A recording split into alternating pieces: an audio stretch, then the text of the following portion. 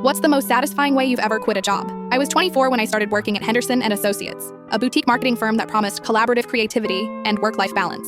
The reality was Gary Henderson screaming at junior employees while his golden boy nephew Derek got credit for our ideas. For 18 months, I watched Derek present my campaigns to clients. He'd stumble through my research, mispronounce brand names I'd spent weeks perfecting, then accept praise for his innovative thinking. When I tried to speak up, Gary would cut me off. "Derek's got natural instincts," he'd say. "You're still learning the business." Meanwhile, I was working until midnight, surviving on vending machine coffee and the hope that eventually my work would be recognized. Derek would stroll in at 10 a.m., hungover, and ask me to refresh him on the projects he'd be presenting. The breaking point came when I landed the Morrison account, a major restaurant chain looking to rebrand. I spent 3 weeks developing a complete campaign, new logo, social media strategy, even a jingle I'd written and recorded myself. The presentation was scheduled for Friday morning. Thursday night, Derek cornered me by the copy machine. "Gary wants me to handle Morrison tomorrow," he said, holding out his hand. "I'll need all your materials." "This is my account," I said, clutching the presentation folder. "I've been working with them for months." Derek laughed. "Gary thinks you're too green for something this big. Don't take it personally." But I did take it personally. I took it very personally. That night, I went back to the office after everyone left. I had access to Derek's computer. He'd asked me to send emails from his account so many times, I knew his password.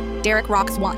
Original. I opened my Morrison presentation and made some creative edits. Where it said, "Presented by Derek Henderson," I added a subtitle, "Based on original concepts by my name," who actually wrote this entire presentation while Derek was probably doing cocaine in the bathroom again. I replaced his professional headshot with the photo I'd taken of him passed out at the office Christmas party, drooling on his keyboard. Then I embedded audio clips throughout the slides, recordings I'd made of Derek, asking me to explain basic marketing terms. "What's demographic targeting again?" His voice would play when they reached the audience analysis slide. But the masterpiece was the final slide. Instead of contact information, I'd written, "Derek would love to answer your questions, but he's never actually worked on this campaign. For real answers, contact the person who created this," while Derek spent his trust fund on bottle service. "P.S.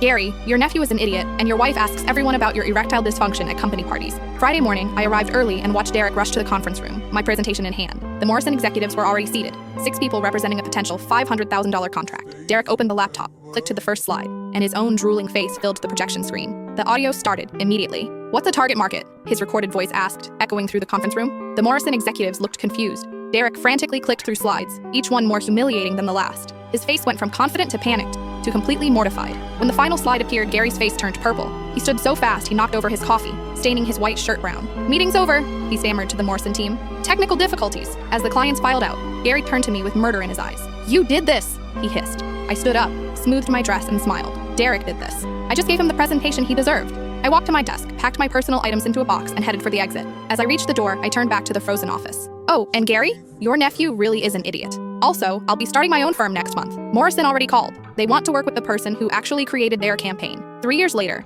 my agency landed a contract to redesign Henderson & Associates' website after they went bankrupt. I sent them a very professional proposal with a personal note. "Derek would love to handle this project, but I think you need someone with actual experience."